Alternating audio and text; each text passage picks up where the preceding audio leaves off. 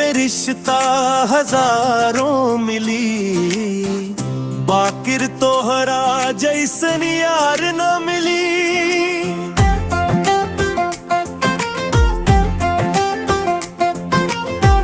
खून के न रिश्ता पर जान से प्यारा, मुसीबत में खड़ा रहे बन के सहारा।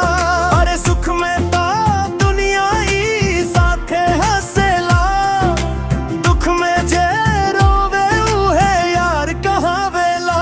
ए भाई हमारे जिगरी यार हमरा दिल में बसेला,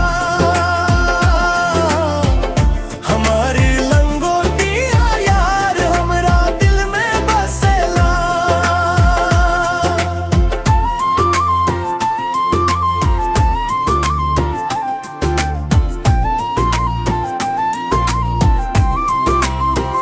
जेब रहे खाली चाहे रहे नोट भरल, ओकरा से मतलब नाई बादल से जुड़ल।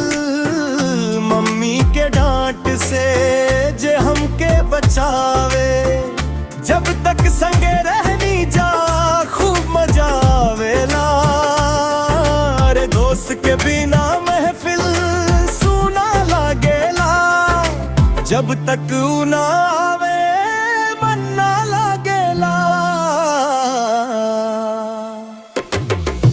हमारी जिगरी यार हमरा दिल में बसेला, हमारे लंगोटिया यार हमरा दिल में बसेला।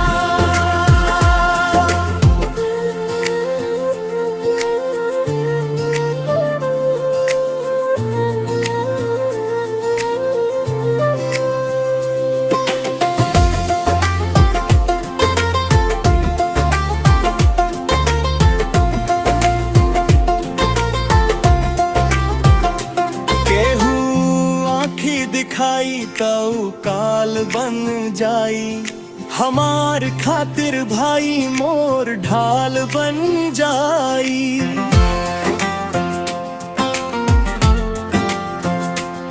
चाहे लाख आवे आंधी चाहे आए तूफान, दोस्ती के खातिर उतार दे दी जहान। अरे भगवान से बस एक ही दुआ मांगीला, अगला जन्म में भी ओकरा के संग ही मांगीला। भाई ओकर हंसी दे